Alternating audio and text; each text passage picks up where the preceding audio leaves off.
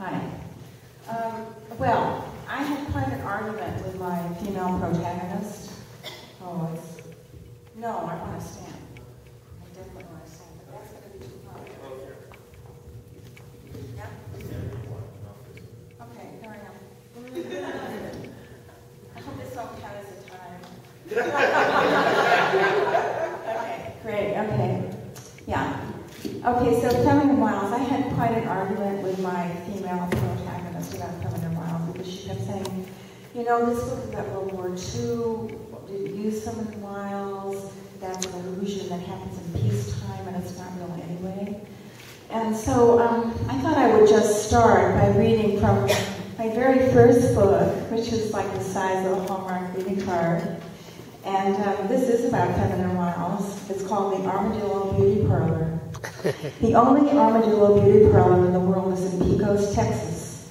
The sharp click of carapace shears fills the air and the floor is covered with scales. Men armadillos leave as soon as they get their trim, but lady armadillos stay under the dryers getting hot. Everybody talks about everybody else. Everybody leaves looking gorgeous. Okay.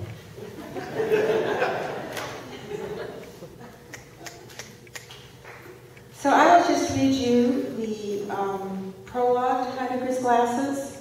I'll just tell you very briefly that most of it is imagined, but I took one thing that was true from the real world.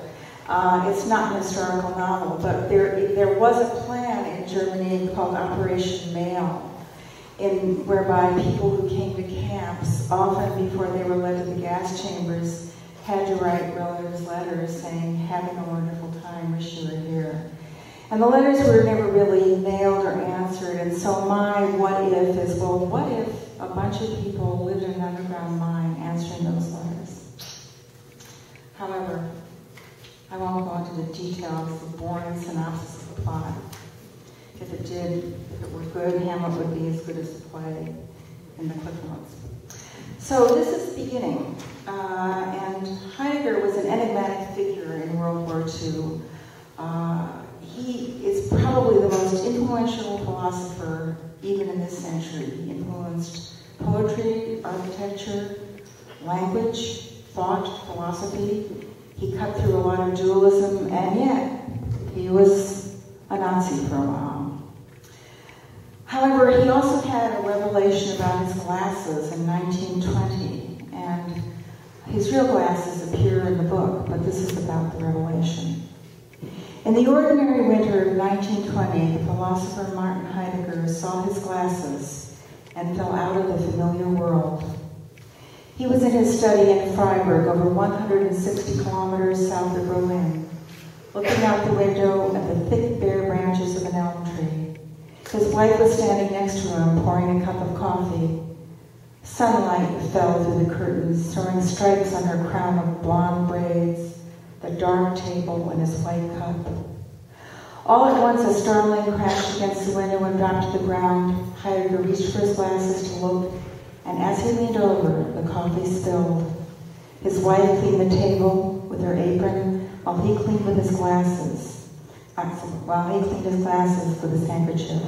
And all at once, he looked at the gold earpieces and the two round lenses and didn't know what they were for.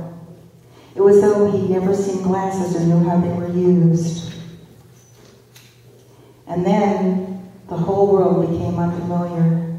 The tree was a confusion of shapes, the blood-tattered window a floating oblong, and when another starling flew by, he only saw darkness and motion. Martin Heidegger didn't mention this to his wife. Together they cleaned and muttered. She brought more coffee and left the room. Heidegger waited for the world to fall back into place, and eventually the ticking along the clock again, the table became a table, and the floor became something to walk on. Then he went to his desk and wrote about this moment to a fellow philosopher named Asher Engelhardt. Even though they often met for coffee, they enjoyed writing to each other about tilted moments.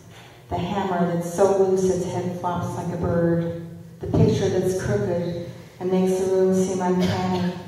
The apple in the middle of the street that makes you forget what streets are for. The thing made close because it's seen at a distance. the sense of not being at home, falling out of the world. A few days later, Asher wrote back in his familiar hurried script chiding Heidegger for always acting as though the sensation was new. There's nothing of substance to depend on Martin, he wrote.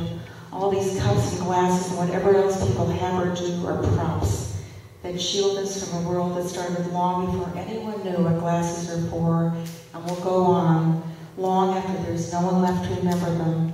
It's a strange world, Martin, but we can never fall out of it because we live in it all the time. Asher believed this resolutely and continued to believe it 20 years later when he and his son were taken from his home in Freiburg and deported by cattle car to Auschwitz.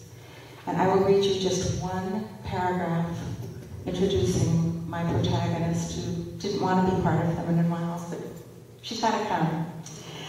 Nearly a quarter of a century after Heidegger's revelation about his glasses, a woman with a red silk ribbon snaking around her wrist drew a captured U.S. jeep to a village in northern Germany.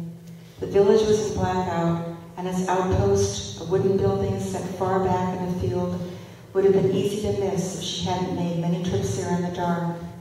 It was a bitter winter night, and snow fell on her face as she walked across the field. She stopped to brush it off and looked at the sky. It was dazzling, brilliant with stars, so wide it seemed carved into separate galaxies. And even at this stage of the war, the woman felt happy. She had just smuggled 3 children to Switzerland and hoodwinked a guard. Her name was Ellie Shawna. Thanks.